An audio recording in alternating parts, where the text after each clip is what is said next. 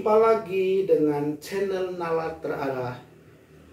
Para pemirsa penggemar channel Nalar Terarah, pada kali ini channel Nalar Terarah akan mengomentari dan merespon seorang mu'alaf alumni Institut Pertanian Bogor.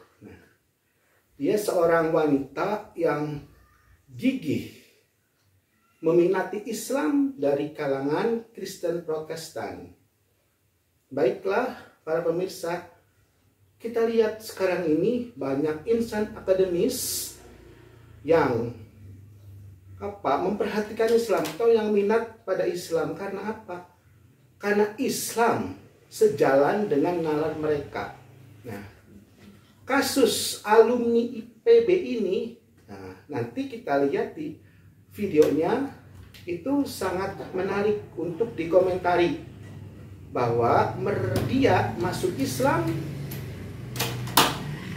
karena hati nurani dan pikirannya dalam memahami ajaran Islam yang baik dan benar.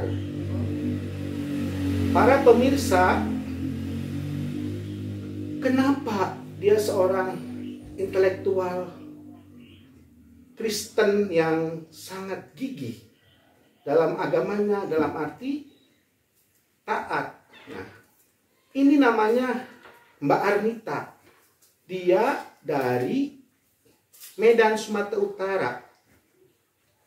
Dia sebelum masuk ke IPB tinggal di Medan. Nah, ketika dia mau masuk meneruskan studi di Institut Pertanian Bogor, dia mendapatkan beasiswa dari Provinsi Sumatera Utara. Akhirnya Arnita ini langsung bisa kuliah hingga semester 2. Nah, ketika Arnita menginjak semester 3 tingkat 2, nah, Arnita karena bergaul dengan teman-teman muslim ketika di IPB, nah akhirnya Arnita terbuka untuk menerima Islam.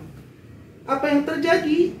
Ternyata Arnita beasiswanya diputus, nah, oleh pemerintah itu. Ini pengakuan Arnita.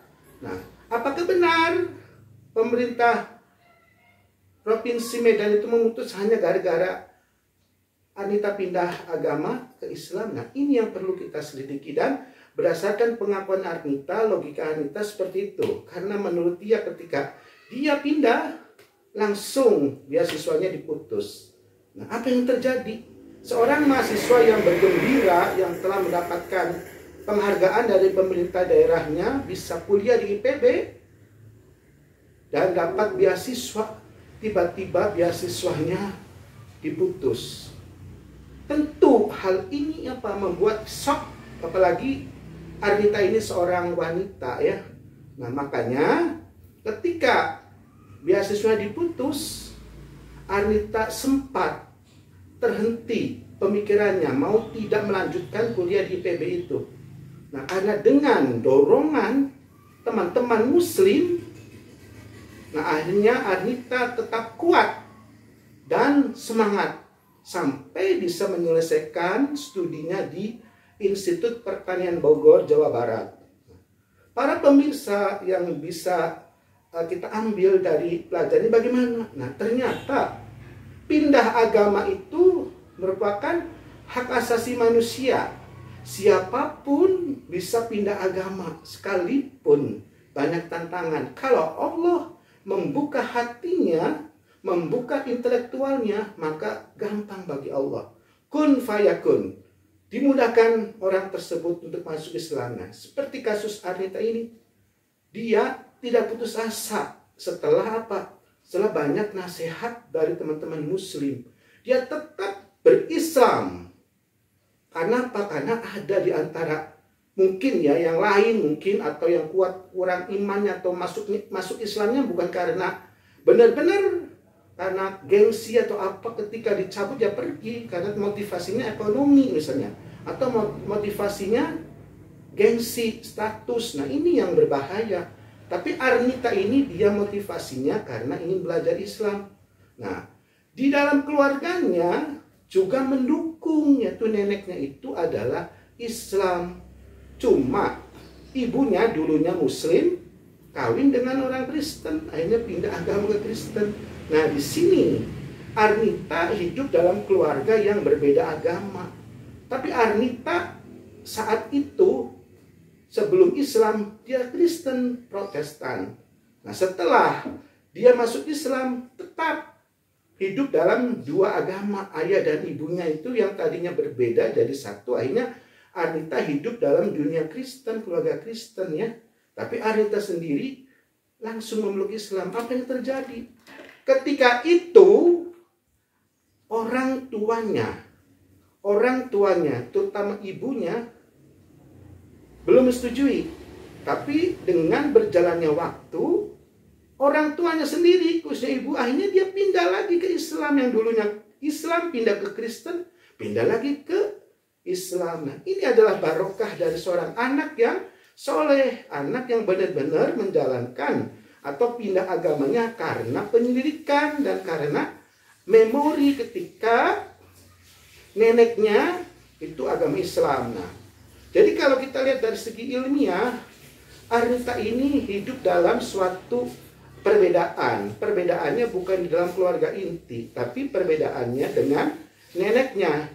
Neneknya yang Islam, nah, punya anak yang Islam pindah agama Kristen karena perkawinan dan lahir seorang Arnita. Dan Arnita karena dekat dengan neneknya yang beragama Islam, setiap hari walaupun dia dibesarkan dari keluarga Kristen, tidak mengganggu jalan pikirannya. Karena apa? Karena Arnita dekat dengan neneknya, dan itu hidayah itu bisa masuk pada Arnita yang apa? Yang semangat intelektualnya menggelora. Nah, akhirnya apa yang terjadi? Lihat Arnita ini. Jadi Arnita ini langsung ibunya tuh login ya. Login tuh bisa kembali ke Islam lagi. Nah, dari sini Arnita dapat beasiswa kuliah S2 ke Turki. Jadi pemerintah Turki memberikan beasiswa ke Arnita karena Arnita ini pinter. Nah, kuliahnya juga kan hanya selesai dapat beasiswa dari pemerintah Turki, bisa studi ke Turki. Nah, demikian para pemirsa. Jadi seorang intelektual itu kalau pindah agama tidak gampang ya, karena dia harus berjuang dan harus berhadapan dengan keluarganya. Nah, di sini yang perlu kita cermati bahwa pindah agama adalah hak asasi seseorang. Pindah agama adalah kebebasan beragama atau kebebasan setiap insan Indonesia untuk menjalankan agamanya sesuai dengan keinginannya, dan dijamin Undang-Undang Dasar 1945. Jadi ketika ada orang yang pindah agama, itu hal-hal yang biasa. Cuma persoalannya ketika ada orang yang pindah agama bukan karena dorongan dari diri sendiri atau pendidikan, itu kadang-kala membuat gaduh sehingga perlu adanya kesanksian, karena mungkin saja orang tersebut diiming-imingi karena motivasi tadi, ekonomi ya, motivasi harta, atau karena perkawinan. Nah, itu jadi orang pindah agama itu banyak motifnya. Khusus untuk Arnita ini, dia motivasinya karena apa? Intelektualnya bergerak, juga ada memori dari keluarganya yang mengajarkan dia tradisi Islam dari neneknya. Nah, ini ya, jadi sekalipun orang tuanya Kristen semua, tapi neneknya Islam, akhirnya neneknya itu atau Arnita ini dekat dengan neneknya. Nah, neneknya ini Islamnya kuat, akhirnya selalu tetap diajarkan ajaran Islam yang baik dan benar. Nah, sehingga ketika dia masuk di IPB, nah, dia langsung tingkat 1 masih Kristen ya. Nah, tapi ketika bergaul dengan mahasiswa IPB yang lainnya yang beragama Islam, disitulah timbul benih-benih keislamannya muncul. Karena dia juga memori, diberi kenangan, diberi pelajaran oleh neneknya yang Muslim. Nah, akhirnya Arnita merasa bangga, merasa menjadi Muslim yang baik, Muslim yang kafah, yang bukan kaleng-kaleng. Ya, jadi sekarang ini bagi kaum intelektual hati-hati ya, karena Ada di antara kaum intelektual itu ketika mereka setelah bekerja, setelah lulus, mereka mencari kerja. Kadang-kala mencari kerja itu susah. Nah, ini awas, jaga iman ya. Jaga iman ketika ada orang yang menawarkan untuk pindah agama karena apa? Motivasi atau diberikan harta, diberikan jabatan. Ini kadang-kala tergoda. Nah, makanya untuk Arnita, dia termasuk orang-orang yang diberi hidayah Allah sembari dengan akal pikirannya, intelektualnya berjalan. Nah, jadi dua arah, hidayah Allah datang, juga dianya sendiri membuka diri hidayah, itu dengan intelektualnya itu merasa nyaman berislam itu. Ya, jadi nanti lihat videonya bagaimana seorang Arnita ini yang langsung berhijab setelah dia Islam. Jadi tantangan berat bagi Arnita ini. Setelah dia masuk ke IPB, bayangkan beasiswanya diputus. Apalagi seorang wanita. Memang secara manusiawi dia sok kaget sebentar ya. Tapi lama-kelamaan karena dihibur oleh teman-temannya, tetap iman Islamnya dijaga dengan baik. Dan akhirnya hingga sekarang Arnita menjadi orang yang berguna bagi bangsa dan negara. Nah, demikian saja, mudah-mudahan pemirsa bisa menonton video ini dan bisa mengambil pelajaran dari Arnita.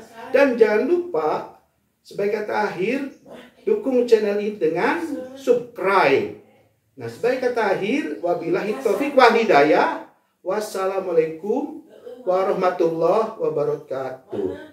Jadi enaknya tuh banyak banget. Nah, maksud aku buat podcast ini bukan untuk ngejual cerita atau apa ya, untuk jadi konsumsi publik, bukan gitu, tapi emang mau berbagi sama teman-teman semuanya, karena mereka nanyain gimana-gimananya semuanya, aku nggak mungkin untuk balas satu persatu, jadi why not aku cerita di satu platform yang everyone can access that like that. Ya sebenarnya udah campur aduk sih bang, jadi gini, sepanjang cerita ibu gue yang gue tahu, mamahnya ibu gue itu tadinya Kristen, namanya aja Intan Saragih. Karena dia Kristen loh, Intan Saragih Garingging.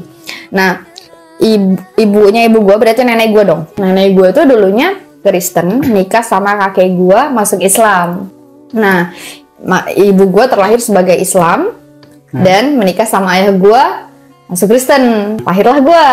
Gue terlahir sebagai Kristen, masuk Islam. Tapi alhamdulillahnya itu gue bukan masuk Islamnya karena menikah atau because of someone gitu. Tapi memang dari guanya sendiri beda ceritanya dengan nenek gue yang karena menikah atau ibu gue yang karena menikah kan. Terus ibu itu dulu sempat juara MTQ, juga guru ngaji dulunya. Ada ini ya, sebenarnya beliau itu tuh kan kemarin itu baru untuk ikrar itu lagi di tanggal 6 Maret ya. Jadi gue mikirnya memang beliau itu ngejar Ramadan gitu. Jadi Ramadan, beliau udah Ramadan, udah ikut Ramadan kan. Dan sebelumnya juga memang seingat gue tuh selama gue masih di rumah, karena gue kan di rumah tuh terakhir umur 15 tahun ya. Gue dulu juga salah satu anak yang aktif banget ke gereja gitu, sekolah minggu istilahnya tiap hari minggu. Dan setiap hari minggu itu ibu juga ke gereja waktu itu, but somehow gue pulang terakhir tahun 2020, gue menemukan ada buku Yasin di kamar ibu. Dan waktu itu gue udah non muslim kan, dan aku nanya sama ibu, ini apa?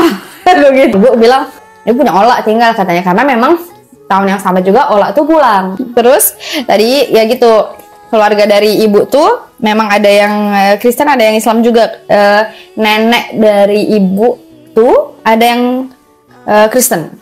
Jadi pas gue tadi nemuin ada buku Yasin, dia bilang itu punya adik gue, Ola. Gue nggak curiga dong, karena memang Ola juga pada tahun itu pulang gitu.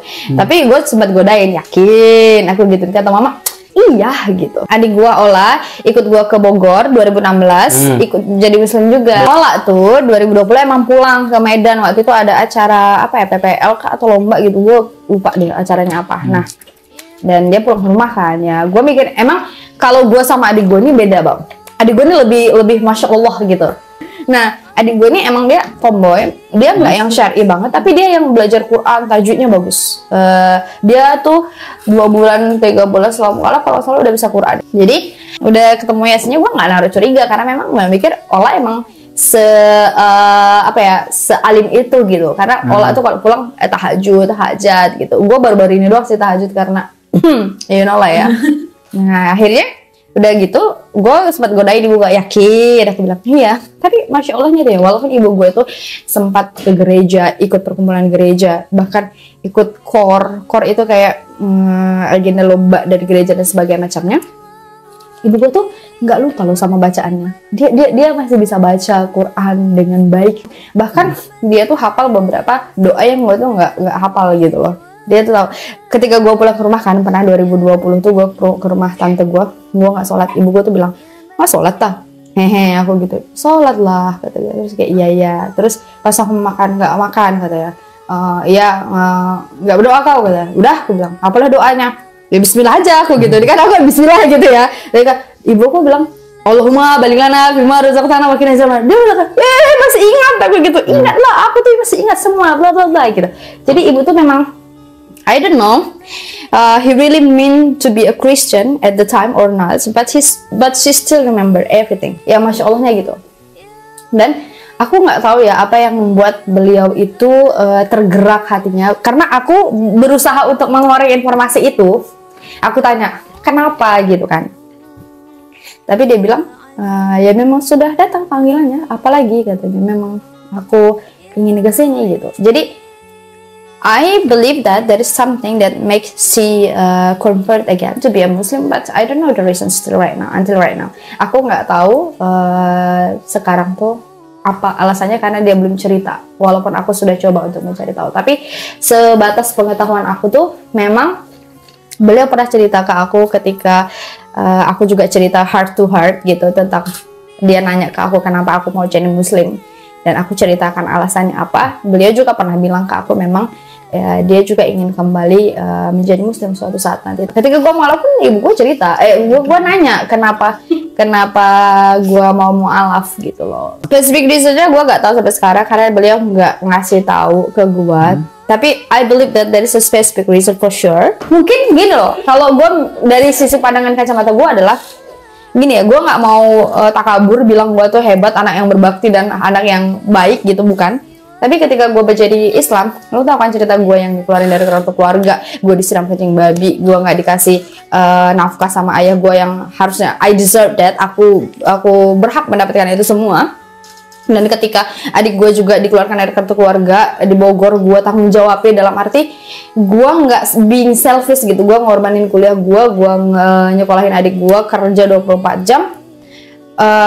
Aku menunjukkan gitu ke ibuku, ke ayahku, kalau even kalian marah ke saya, kalian tidak menganggap saya anak lagi karena kita berbeda sekarang, aku tidak akan kembali membenci kalian, atau aku tidak akan kembali berpaling dari kalian gitu. Aku tetap datang ketika misalnya aku ke Medan, walaupun aku ke rumah tante aku sempatin datang ke rumah, walaupun ayah tuh ketika aku datang tuh nggak ngobrol ke aku, terus malah pergi ke ladang gitu. Sampai ada satu hari itu aku pulang, ayah tuh memang nggak mau ngobrol sama aku, pergi ke ladang, tidur di ladang, terus aku pulang tanpa bisa cium tangan ayahku gitu. That's really sad for me. Aku jauh datang dari Bogor gitu, karena saat itu posisinya aku lagi KKN gitu. Dan setiap kali misalnya Lebaran ya, ini paling lucu sih sebenarnya. Jadi Lebaran tuh ada tradisi punggahan kalau di kami.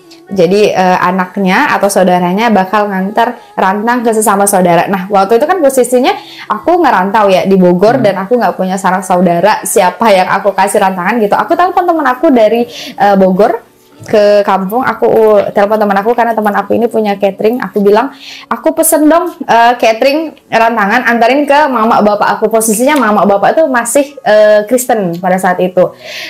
So mungkin hal-hal seperti itu, hal-hal yang kecil membuat hati ibu aku tuh tersentuh dan berpikir kalau ternyata anakku ini walaupun berbeda, walaupun sudah kami telantarkan, artinya seperti itu, tidak kembali benci gitu loh, tidak berbalik menjadi benci. Kan ada ya orang kayak gitu, ya udahlah kalau orang tua aku nggak sayang sama aku juga nggak sayang gitu. Tapi honestly aku tuh family able gitu loh bang, kayak aku selalu merindukan suasana keluarga, karena memang childhood aku itu, masa kanak-kanak aku itu selesai gitu loh. Dalam arti selesai itu adalah aku penuh dengan kasih sayang ayah aku, nenek aku, ibu aku gitu. Aku diceritakan semua silsilah keluarga, silsilah cerita dari bagaimana adat istiadat kita dan sebagainya, itu lengkap gitu. So that's make me nggak bisa untuk membenci ayahku, nggak bisa membenci ibuku, nenekku, walaupun mereka berbeda.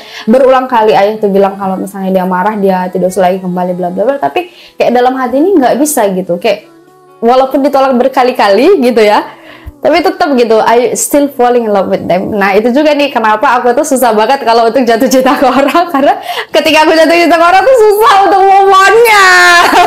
Jadi kalau orang mungkin ngeliat aku tuh, nih ya, ada beberapa juga orang bilang, katanya kalau mereka belum kenal aku tuh kelihatan yang kayak sombong, terus mukanya tuh yang jutek. Sebenarnya kalau orang udah kenal ke aku tuh, aku ibu aku sendiri itu sudah mengakui, dia bilang, kalau si Nita ini emang anaknya garang, lalu dalam arti galak, kalau ngomong tuh jedot-jedot gitu, tapi sebenarnya dia adalah yang paling penyayang gitu. Dan ngebuktiin juga ke ibu ayah tadi yang aku bilang, hal-hal kecil yang aku lakuin mungkin menyentuh hati mereka kan. Insya Allah nggak ada paksaan. Sebelum gue cerita tanggapan ayah gue cerita dulu nih ya. Sebenarnya gue tuh seneng tapi kesel juga sama ibu gue. Kenapa beliau ngasih tahu gue itu tanggal 31 Maret? Lu tahu nggak sih? Ibu gue tuh kan mulai tanggal 6 Maret. Gue nggak tahu kenawai gitu ya.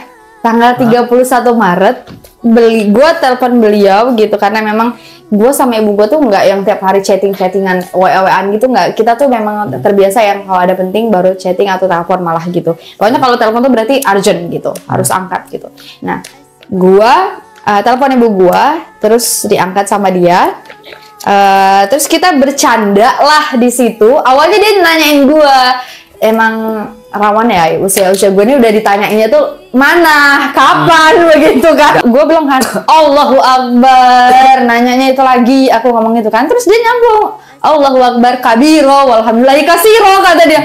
Sholat, aku gituin kan. Terus kayak kan, iya itulah sholat lah, kamu gak sholat katanya. Terus kayak kan, sholat ya, aku kira emang kebiasaan beliau ngingetin gue sholat ya kan.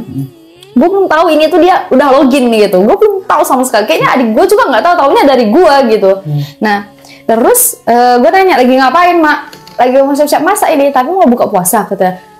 Buka puasa? Emang siapa yang puasa di rumah? Aku bilang Azam, kata dia. Azam tuh tetangga gue tuh Islam. Nah gue mikir, emang biasanya ibu gue ini kalau memang lagi kayak gitu suka bikin kue terus nanti dibagi ke tetangga gitu kan. Gue mikirnya emang ya udah buat tetangga gitu kan. Terus adik gue yang kecil cengengesan, kata ketawa kan kedengeran ya di telepon. Ya udah akhirnya kenapa Wi ketawa? Aku bilang apa-apa, kata dia. Terus gue bilang siapa yang puasa mak? Aku bilang rupanya, katanya. Iya mama tuh udah masuk Islam. Kaget tuh gue langsung teriak. Gue langsung lari ke dapur, gue peluk Mbak Nina. Demikianlah video kisah perjalanan menjemput hidayah Allah dari narasumber kita, seorang mu'alaf yang menurut saya pribadi sangat